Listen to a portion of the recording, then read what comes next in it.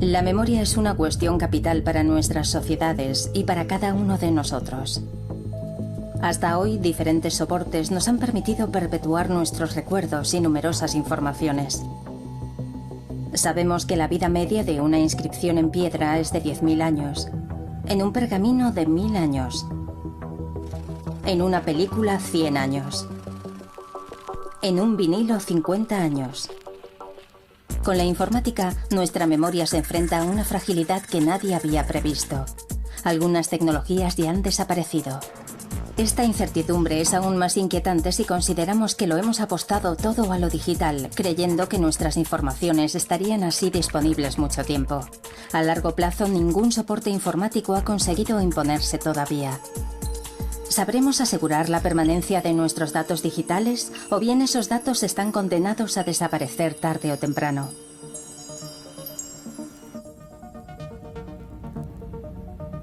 Desde que apareció la informática de masas, nuestros datos se almacenan en un lenguaje informático binario.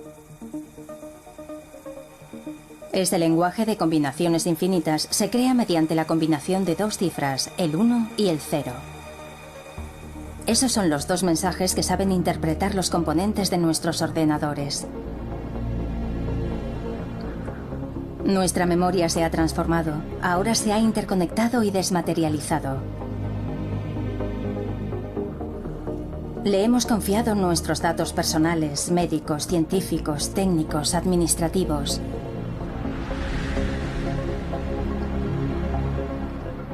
Pero ¿cómo vamos a transmitir un patrimonio digital cada día más inmenso y complejo?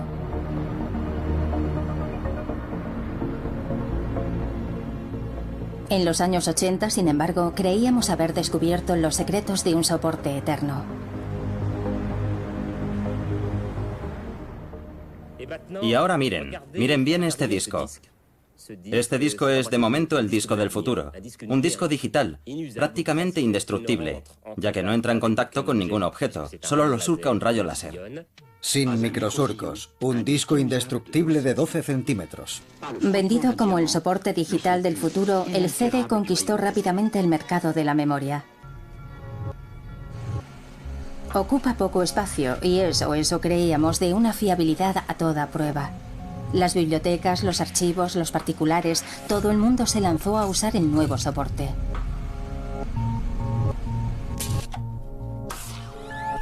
El láser de un lector de CD decodifica los datos digitales grabados en el disco.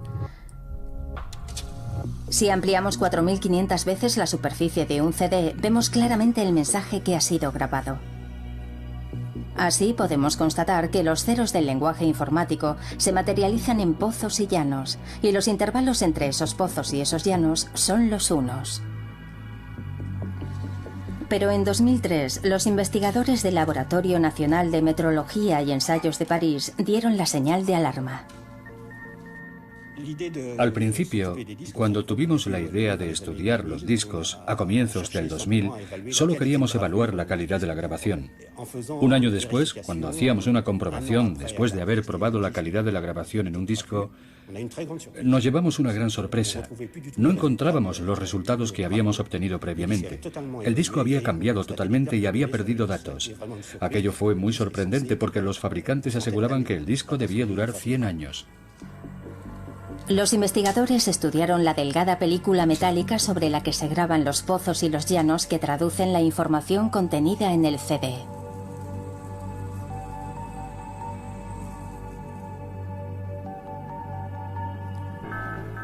Discos de diferentes marcas fueron sometidos al veredicto del microscopio electrónico. Y muchos presentaban el mismo tipo de anomalías. Aunque guardes un CD en un armario cerrado, protegido de la luz y de cualquier agresión externa, puede haber pérdidas de información debido a las partículas que se introducen durante su fabricación. Aquí podemos ver una partícula oxidada, y esta oxidación puede llegar a perforar la película metálica del CDR y destruir todos los datos. En ocasiones, esas partículas indeseables pueden destruir los datos del CD en solo un año. Quedan muy lejos las promesas de sus inicios e incluso podemos preguntarnos si el CD es un soporte de almacenamiento digital válido a largo plazo. Para saberlo, Jacques Perderot y su equipo sometieron cientos de discos a un proceso de envejecimiento artificial. Los CDs fueron expuestos a temperaturas y niveles de humedad muy elevados. Los resultados fueron elocuentes. Evidenciaron que en algunos casos la tinta de la etiqueta pegada al CD podía atravesar la superficie del disco y dañar la película metálica que contiene los datos digitales. El CD resultó ser un soporte frágil e inestable a largo plazo. Esas pruebas también permitieron calcular la vida media de este soporte. La vida media de un CD es muy difícil de calcular. Hemos observado mediante un muestreo de numerosas colecciones que aproximadamente el 15% de los CDs tenían una vida media de entre 1 y 5 años y que en el 85% restante podía llegar a superar los 20 años. La conclusión del laboratorio era inapelable. Actualmente el CD no está considerado un soporte digital seguro y duradero. ¿Y los discos duros a los que la mayoría confiamos nuestros datos? Ellos son el corazón de la memoria de nuestros ordenadores. Cada día graban millares de datos digitales gracias a un mecanismo tan ingenioso como preciso. Un disco duro está formado por un conjunto de platos concéntricos que giran a alta velocidad. La rotación de estos discos genera un flujo de aire que mantiene el cabezal de lectura magnética a una distancia infinitesimal de la superficie. Salvando las distancias, eso equivaldría a un Concorde que volara a máxima velocidad a 1 metro de la superficie de la Tierra. Es fácil comprender que el menor roce o una pequeña partícula de polvo, que es grande en relación a la distancia entre el cabezal y el disco, provocaría una catástrofe. Y en el momento preciso en el que el cabezal toque el plato, ese disco duro estará muerto porque el cabezal se pegará al plato por adhesión molecular.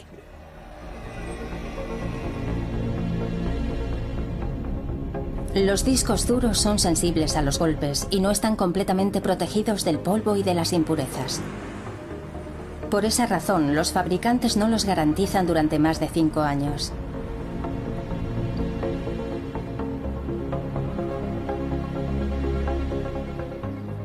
¿Y las memorias flash que equipan nuestros aparatos fotográficos y las memorias USB son una alternativa más fiable?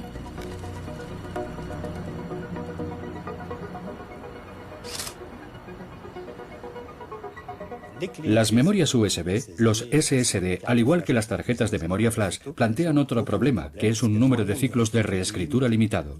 El número de ciclos de reescritura es importante, y aunque pueden alcanzar los 100.000 ciclos, en los sistemas informáticos esos 100.000 ciclos se alcanzan rápidamente.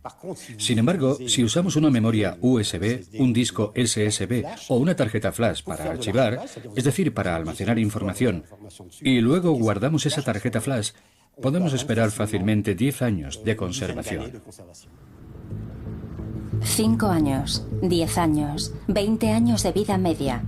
Nunca, en toda su historia, la humanidad había almacenado tanta información sobre soportes tan frágiles. ¿Vamos a poder conservar nuestra memoria digital más de un siglo frente a varios milenios? En el ámbito de algunas actividades que se ocupan del archivo de datos sensibles, ya se ha planteado ese problema.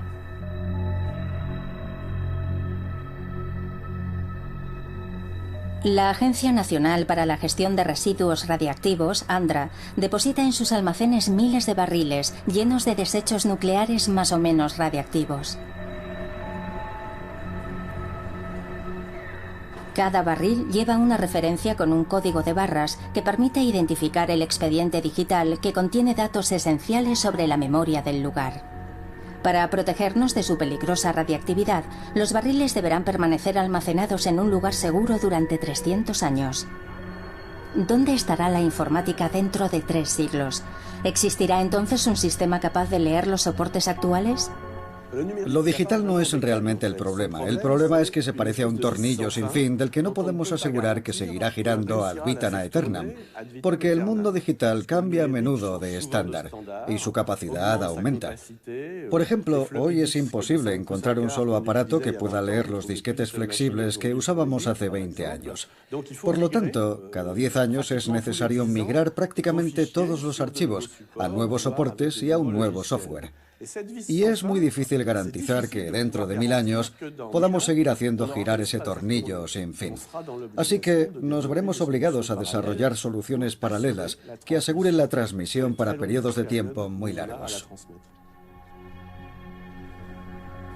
Entonces, ¿qué soporte ha sido el elegido para respaldar lo digital y ofrecer una seguridad de almacenamiento lo suficientemente fiable como para desafiar la prueba del tiempo? Elandra ha recurrido a dos fieles amigos, la tinta y el papel. En la actualidad existe un papel permanente, sin aditivos para el blanqueado, que no se degrada con el paso del tiempo. En cuanto a los datos, estos se imprimen con tinta acrílica estable durante un largo periodo de tiempo. La paradoja resulta edificante. En pleno siglo XXI, lo digital no puede competir con el papel, que es un legado de la antigüedad.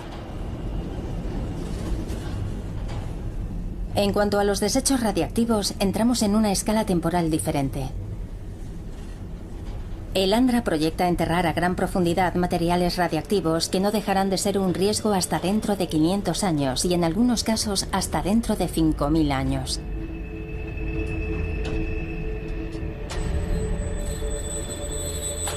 Durante ese largo periodo será necesario saber en todo momento dónde están enterrados y en qué condiciones fueron almacenados. Se dio con una solución cuando se excavaban los 1400 metros de galerías de este laboratorio subterráneo.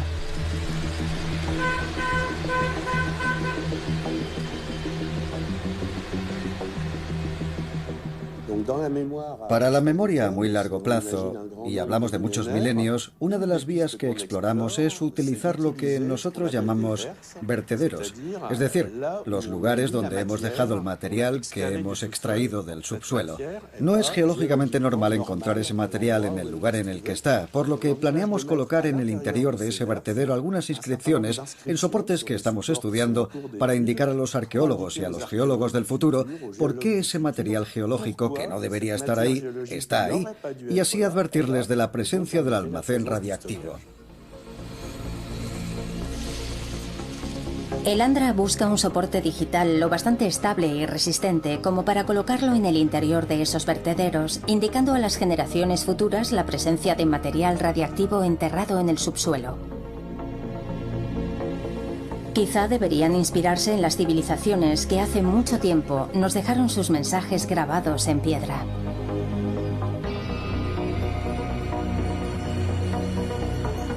Por ejemplo, los jeroglíficos que nos han llegado desde el antiguo Egipto.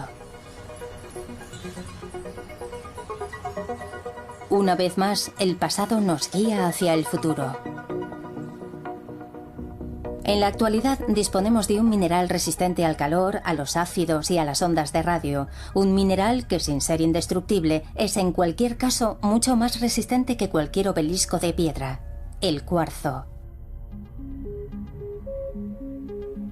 En Japón, los ingenieros del laboratorio Hitachi, en colaboración con la Universidad de Kioto, trabajan con el cuarzo con la ambición de crear el soporte de almacenamiento digital más estable que se haya imaginado nunca.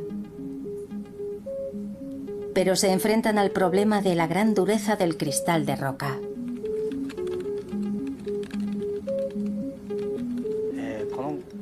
Nuestras investigaciones comenzaron en 1996, cuando el laboratorio de Miura descubrió que el láser podía modificar la estructura del cuarzo. Desde entonces, estudiamos la posibilidad de almacenar datos durante largos periodos de tiempo mediante esa técnica. Ahora voy a grabar unos datos en esta lámina de cuarzo. Los datos se graban gracias a un láser de femtosegundo que emite pulsos a razón de una milmillonésima de segundo.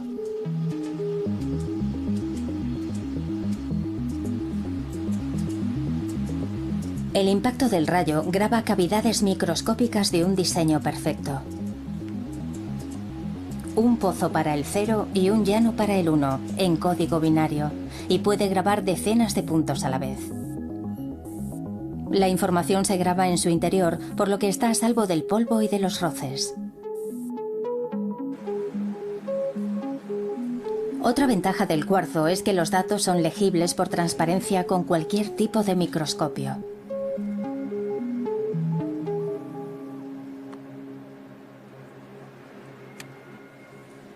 Para conservar los datos numéricos durante largos periodos de tiempo, no siempre podemos recurrir a un lector para acceder a la información. Por ejemplo, si la fabricación de lectores de CD se suspendiera, la lectura de los datos resultaría difícil. Con esta técnica podemos acceder a los datos con un microscopio óptico clásico. De esa forma podríamos leer fácilmente los datos, incluso en un futuro lejano. ¿De qué plazo hablamos? ¿100 años? ¿500 años? ¿1000 años? ¿10.000 años? Para probar la resistencia de este soporte, se introduce una lámina de cuarzo en un horno a 1000 grados de temperatura.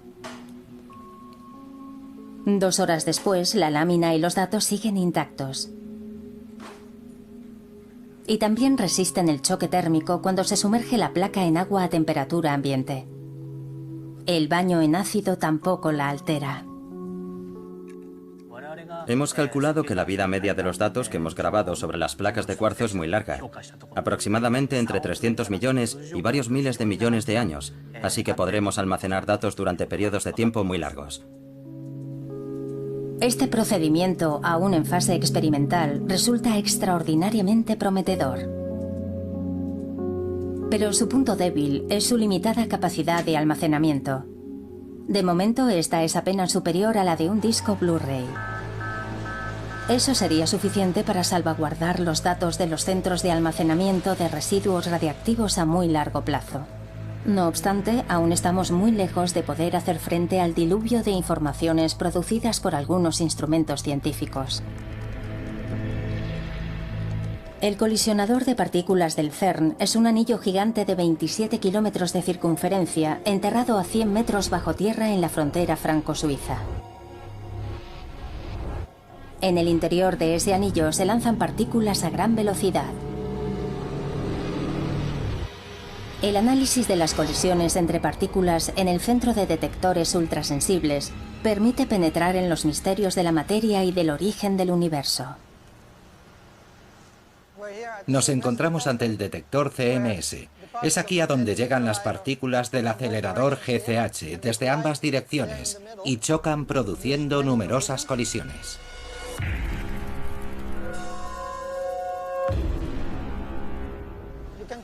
Podemos compararlo más o menos con una cámara digital, pero en la cámara digital el objetivo tiene aproximadamente este tamaño, mientras que aquí vemos un gran espacio de 10 por 10 metros. La otra diferencia es que una cámara hace 15 fotos por segundo, mientras que aquí hacemos 40 millones de fotos por segundo, lo que equivaldría a producir 10.000 DVDs por segundo. Ante semejante flujo de datos, es necesario seleccionar la información. Los filtros electrónicos solo dejan pasar aquellos datos que se consideran pertinentes, y a pesar de eso, la cantidad de datos tratados por el centro de cálculo es impresionante. En un primer momento, los datos se guardan en miles de discos duros ordenados en bahías informáticas. De esa forma, los científicos pueden acceder rápidamente a los datos cuando los necesitan para sus investigaciones. Sin embargo, los datos almacenados son tan numerosos que su análisis requerirá décadas, incluso aunque el CERN disponga de una red informática capaz de realizar millones de operaciones por segundo.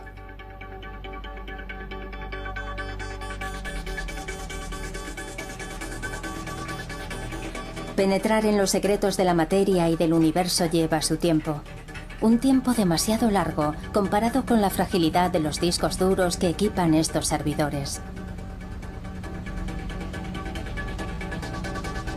Esa es la razón por la que los informáticos del CERN se han visto obligados a recurrir a otro soporte para asegurar la conservación de sus valiosos datos a largo plazo.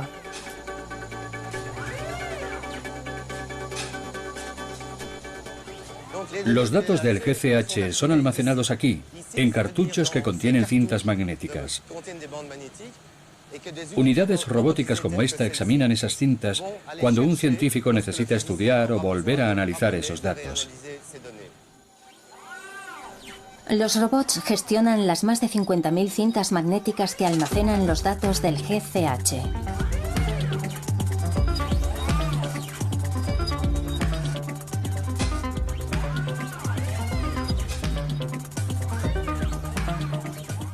¿Que por qué usamos cintas magnéticas? En los 15 años que llevo aquí, nunca hemos dejado de hacernos esa pregunta. ¿Es que nunca vamos a cambiar de sistema? De hecho, no, y hay muchas razones para ello. Por una parte, los análisis recientes demuestran que la fiabilidad de las cintas magnéticas es 1000 veces superior que la de los discos. En segundo lugar, las cintas magnéticas, cuando no las usamos, no consumen electricidad. En tercer lugar, si un disco duro cae al suelo, hay muchas posibilidades de que quede inutilizable. Y una cinta magnética no. Está protegida por una caja de plástico y podemos recuperar los datos. La prueba de su fiabilidad es que los primeros ordenadores de los años 50 ya usaban cintas magnéticas. Desde aquella época pionera, la capacidad de almacenamiento de las cintas magnéticas no ha dejado de crecer.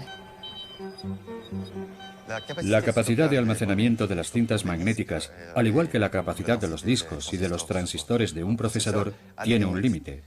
Sin embargo, hoy en día muchos fabricantes han demostrado en sus laboratorios que las cintas magnéticas podrían alcanzar la capacidad de 50 terabytes por cartucho. Aún estamos 10 veces por debajo de su límite teórico. Aun cuando nos parezca gigantesco, el volumen de información generada por el GCH solo es una gota en el océano de datos que producimos cada día a escala global.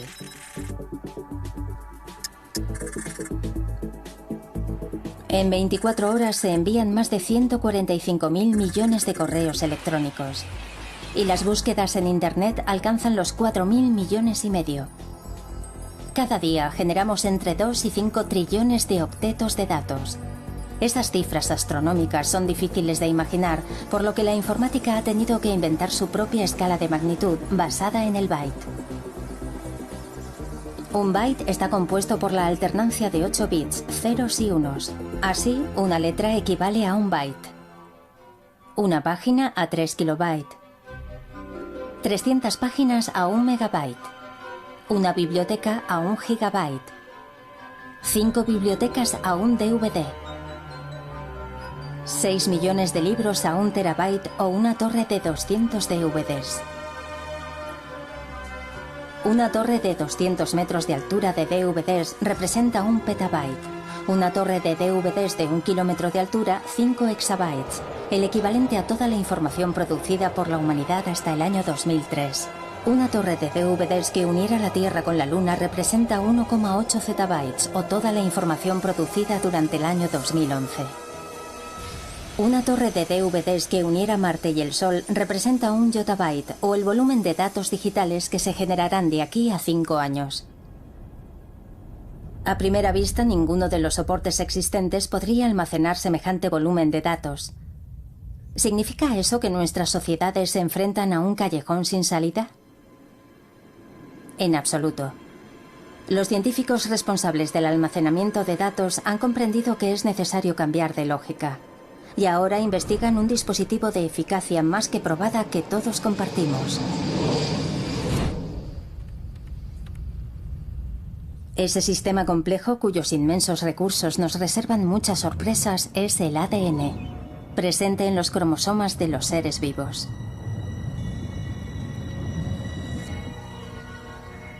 Nick Goldman y su equipo exploran este aspecto del ADN en el Instituto Europeo de Bioinformática situado en Inglaterra. Hay muchas razones que convierten al ADN en un medio excelente. Es minúsculo, no es caro, su longevidad es muy larga, no requiere ningún tipo de energía y siempre seremos capaces de leerlo. Los discos flexibles, por ejemplo, ya no se pueden leer. Dentro de pocos años es muy probable que no se puedan leer los DVDs porque su tecnología habrá desaparecido.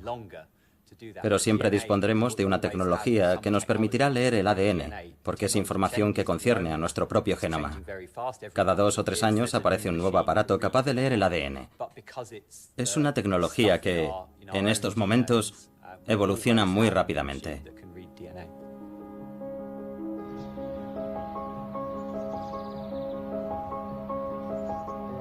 El equipo de Nick Goldman ha decidido codificar con ADN una fotografía de su instituto, un texto sobre genética, los sonetos de Shakespeare y un archivo de audio del famoso discurso de Luther King, I Have a Dream.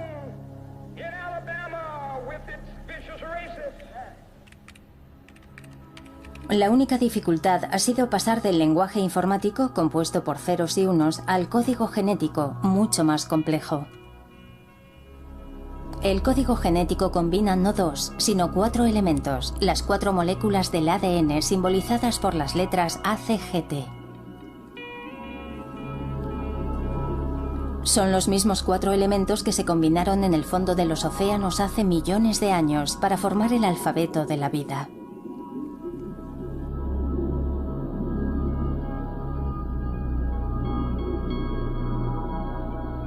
La famosa doble hélice del ADN es sin duda el primer código que vio la luz en nuestro planeta. Con el ADN podemos utilizar 4 letras. Es como un Lego con ladrillos de 4 colores diferentes. Podemos unirlos en cualquier orden para crear un mensaje. Nosotros hemos inventado un código que utiliza las diferentes letras del ADN. Cada bloque representa un 0 o un 1. Y podemos colocarlos en cualquier orden para crear un mensaje largo. Nuestro código permite esa conversión, minimizando el número de errores que la lectura y la escritura del ADN podrían provocar. Nick Goldman y su equipo han partido de los ceros y de los unos para codificar la foto, los textos y el archivo de audio. Después aplicaron un código matemático que permitía pasar del lenguaje binario a las 4 letras ACGT que codifican el ADN. La fotografía, los textos y el discurso han sido fraccionados también en millares de segmentos de ADN. Estos últimos son fabricados químicamente. Al final del proceso, el mensaje informático original está escrito sobre miles de hebras de ADN artificiales e inertes.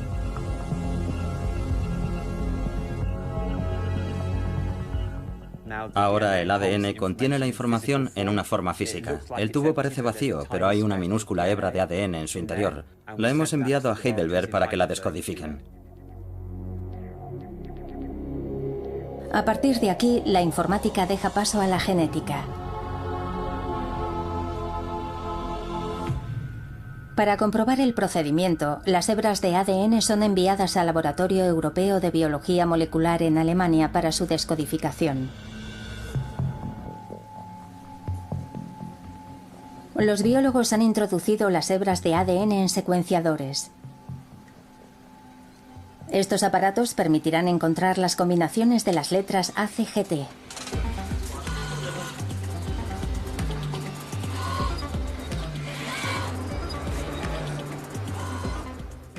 Imaginemos la cantidad de datos que se producen en los grandes centros de investigación, en el CERN o aquí en el LEBM.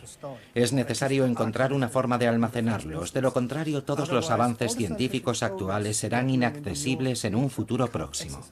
Nuestra sociedad ya ha empezado a perder conocimientos. Creo que el ADN como soporte de almacenamiento es uno de los campos de investigación más prometedores en ese terreno.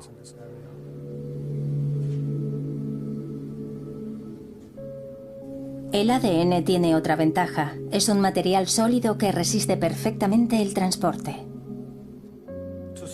Para almacenar el ADN hay 3 factores muy importantes. Es necesario conservarlo en frío y en seco para impedir cualquier reacción química. Y por último, también es necesario protegerlo de la luz. No es sorprendente que los suelos secos y helados de Siberia hayan conservado fragmentos de ADN de animales muertos hace miles de años.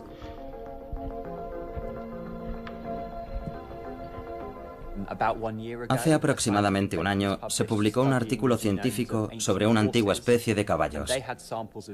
Los científicos lograron leer las muestras de ADN de esa especie de 700.000 años de antigüedad. Eso demuestra que el ADN puede conservar los datos o un mensaje durante más de medio millón de años.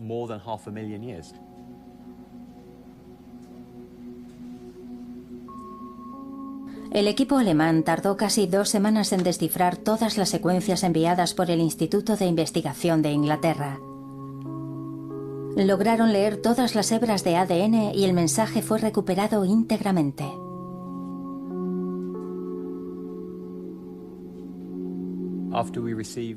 Cuando el laboratorio de Heidelberg nos reenvió la secuencia descifrada, nosotros contrastamos sus ficheros binarios con nuestros datos y los comparamos para ver si se correspondían exactamente con los datos enviados inicialmente.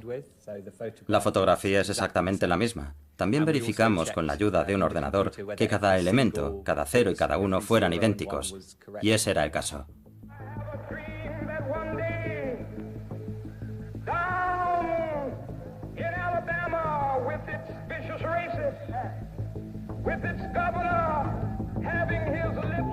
Nick Goldman y sus colegas han demostrado que la codificación de los datos numéricos de las hebras de ADN es una alternativa perfectamente realista que además permitiría grandes capacidades de almacenamiento.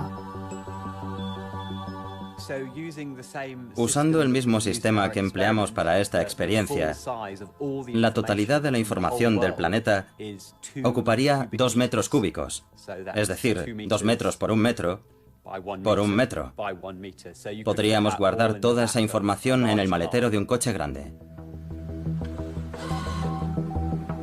De momento, el procedimiento sigue siendo experimental porque su puesta en práctica sería compleja y onerosa.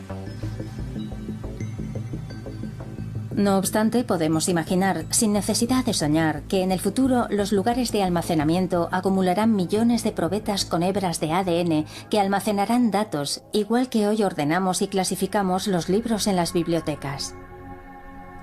De esa forma podríamos congelar nuestra memoria con el lenguaje de la vida. La cuestión de su permanencia estaría resuelta, pero aún quedaría por resolver un problema, y es un problema de envergadura. Con Internet, la información se ha vuelto inestable, algo así como si los libros de nuestras bibliotecas se renovaran a cada instante. Una memoria fiel debería reflejar esa dinámica. Todos los sistemas de almacenamiento, los CDs, el cuarzo, la banda magnética e incluso el ADN no pueden registrar una memoria cambiante.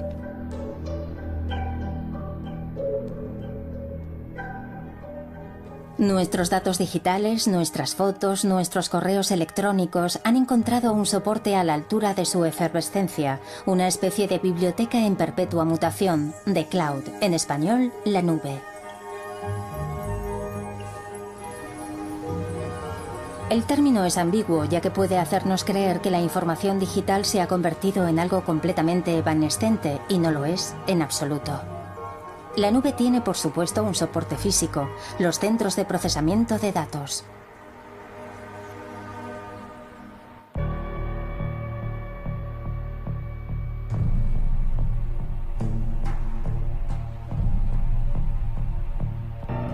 Un centro de datos es ante todo un búnker, algo así como una caja fuerte que debe garantizar la seguridad de los datos que aloja.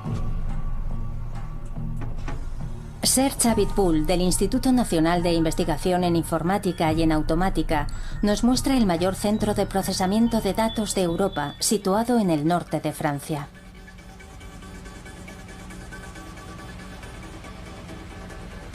En estos pasillos se procesan y almacenan una parte de los miles de millones de datos informáticos que viajan cada segundo por la red.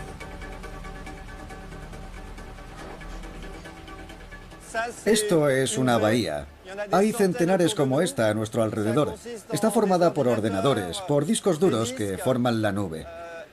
Todos los datos de las empresas, de los ciudadanos, vuestras fotos, vuestros correos se encuentran en bahías como esta, en algún lugar del planeta, en centros de procesamiento de datos.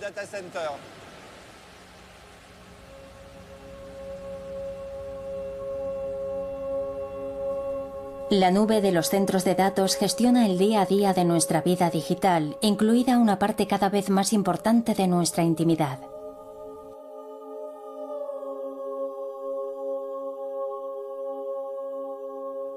La memoria de la humanidad, la memoria de los individuos, en cierto modo, hoy está garantizada por los centros de datos. Todos esos datos tienen un valor considerable, no se pueden perder, nadie quiere perder sus fotos, y la única forma que hemos encontrado de conservarlos, de proteger la información, es básicamente replicándola. De esa forma, con los centros de procesamiento de datos para asegurar su permanencia, nuestra memoria está condenada a ser duplicada eternamente de un disco duro a otro disco duro.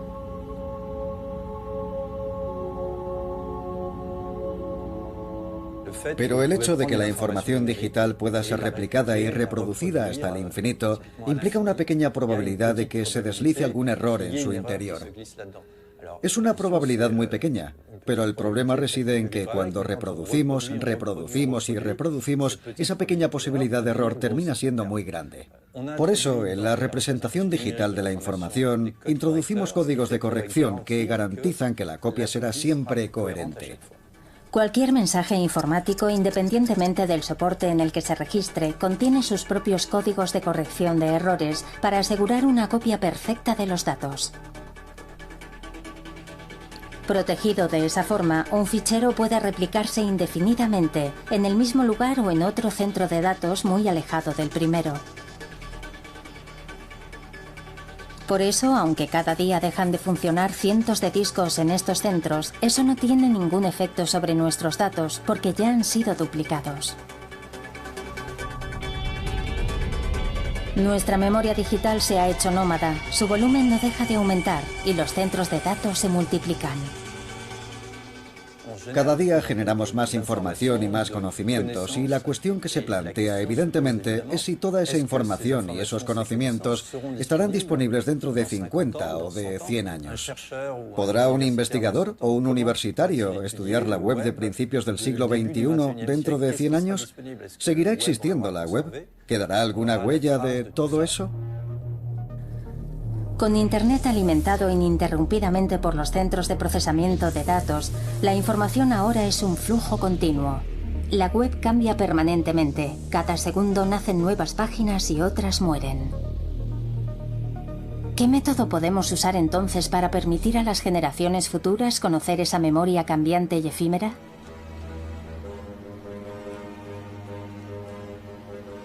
Tras asegurar la conservación del patrimonio televisivo y radiofónico de Francia, el INA, el Instituto Nacional Audiovisual, tiene ahora la compleja misión de almacenar el tráfico en Internet de todas las páginas francesas relacionadas con ese sector.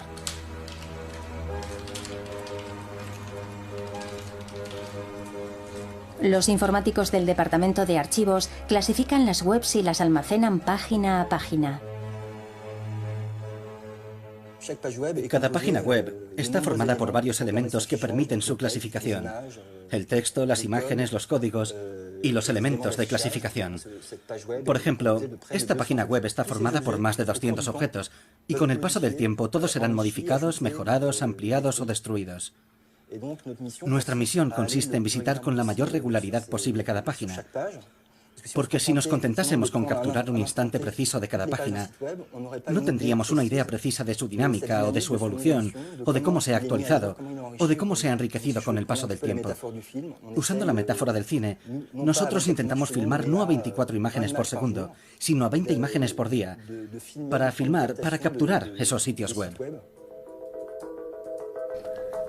A cada instante alguien añade un comentario. Otro adjunta una imagen, un tercero introduce un enlace, y así sucesivamente en un movimiento que nunca cesa. Memorizar Internet es una tarea de titanes.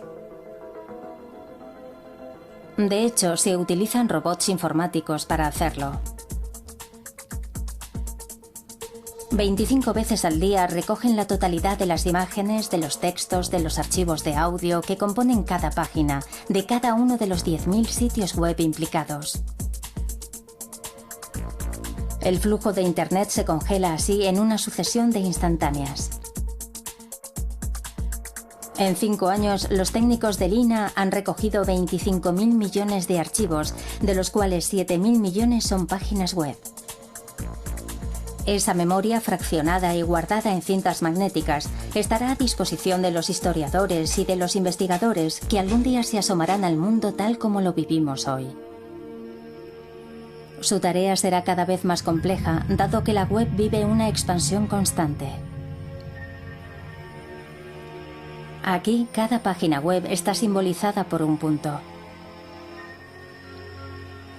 Esta representación de Internet muestra una complejidad que no tiene nada que envidiar a lo que conocemos del universo. Durante 2014 se han superado los 1.000 millones de páginas web en la red.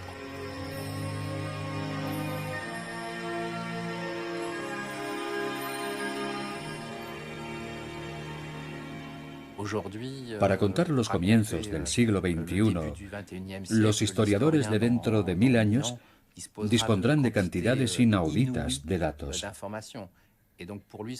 por lo que para ellos será mucho más difícil encontrar y dar sentido a tanta información. ¿No corremos el riesgo de perdernos en semejante inmensidad?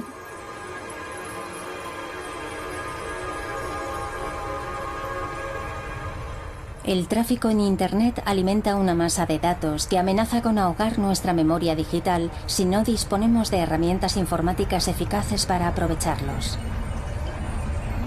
En Venecia, investigadores equipados con potentes programas de análisis de datos se han sumergido, como si fueran arqueólogos, en el yacimiento de uno de los archivos de papel más grandes del mundo. Su labor anticipa, sin duda, el que será el trabajo de los historiadores del futuro, enfrentados a la gigantesca cantidad de datos que nosotros generamos hoy en día. Su campo de investigación no es Internet, sino los archivos del Estado de Venecia. Sobre 80 kilómetros de estanterías se acumulan millones de documentos que registran la historia de la ciudad a lo largo de 10 siglos. Aquí se guardan las actas del registro civil, del mercantil, actas notariales y muchos otros documentos valiosos o anodinos. Estos archivos inestimables, que permiten reconstruir casi día a día la vida de la ciudad y de sus habitantes, son de alguna manera una especie de precursores de Google. ¿Cómo manejar semejante cantidad de información? El proyecto La Máquina del Tiempo veneciana, impulsado por los archivos estatales y la Escuela Politécnica Federal de Lausanne, intenta responder a esa pregunta. La Máquina del Tiempo veneciana es un programa que tiene como misión proporcionar nuevas herramientas para navegar por 1000 años de historia veneciana y europea, a partir de un ambicioso programa de digitalización de los archivos de Venecia. Se trata básicamente de transformar las decenas de kilómetros de documentos que nos rodean en un sistema de información abierto que pueda ser aprovechado por las nuevas interfaces de navegación. Al liberar el documento de su soporte, la digitalización nos libera a nosotros de la manipulación del papel, pesado y voluminoso. La información resultante se cuelga en el espacio numérico. Desde ese momento estará disponible sin ninguna restricción. Una palabra o un nombre propio pueden localizarse casi de forma instantánea entre millares de documentos dispersos.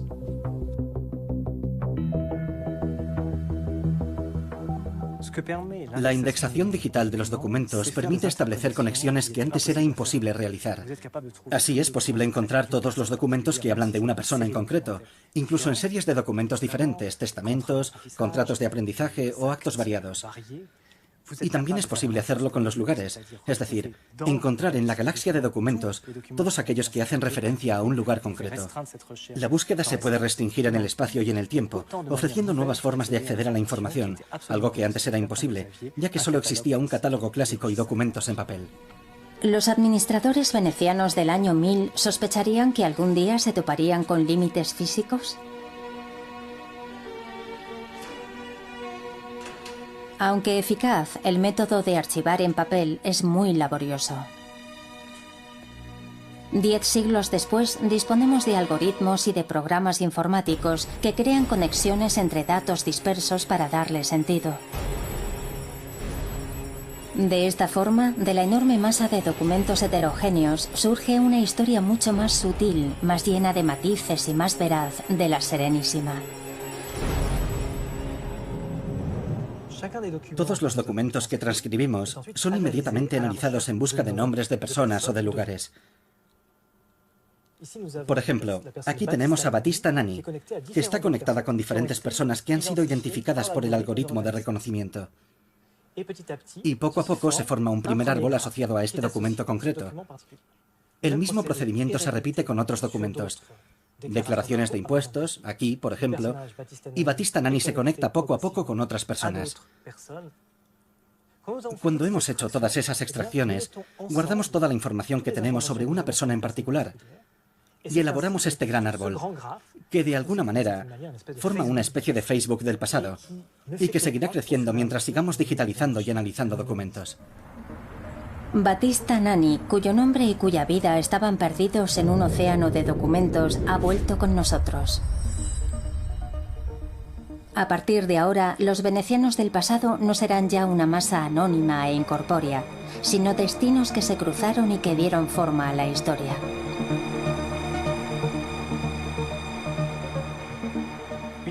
Una de las grandes ventajas de los archivos de Venecia es que la información sobre su microhistoria es muy abundante. Es la historia de todos los venecianos, y no solo de los grandes hombres, que es lo que realmente otorga densidad a la gran historia. Yo espero que en el futuro, los historiadores que se interesen por nuestra época dispongan de datos suficientes para reconstruir con la misma precisión la época contemporánea. No se trata tanto de la fragilidad o de la solidez de los discos duros del futuro, o de que los datos sean conservados, sino de nuestra capacidad para crear procesos para codificar, recodificar, transmitir y ordenar los datos que hayamos creado. Nuestra época reúne el mismo tipo de datos individuales y colectivos que fueron archivados con el paso de los siglos por los venecianos.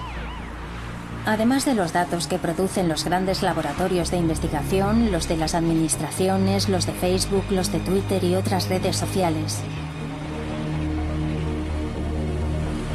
Si no disponemos de herramientas que nos permitan navegar en ese océano, los datos resultarán difícilmente accesibles, como los archivos de papel antes de la puesta en marcha del proyecto La Máquina del Tiempo de Venecia. Esas nuevas herramientas de navegación existen ya. En Estados Unidos, la corporación IBM ha desarrollado una interfaz muy potente llamada Watson. Gracias a sus algoritmos, esta supercomputadora puede analizar y recuperar 200 millones de páginas en 3 segundos. Es posible que en el futuro tengamos en nuestro ordenador o en nuestro teléfono una interfaz que, por su potencia de análisis y de cálculo, se convierta en una prótesis indispensable de nuestra memoria. Hoy nuestra memoria es una memoria de masas interconectada, permanentemente accesible y que, a pesar de la fragilidad de los soportes actuales, deja poco espacio al olvido.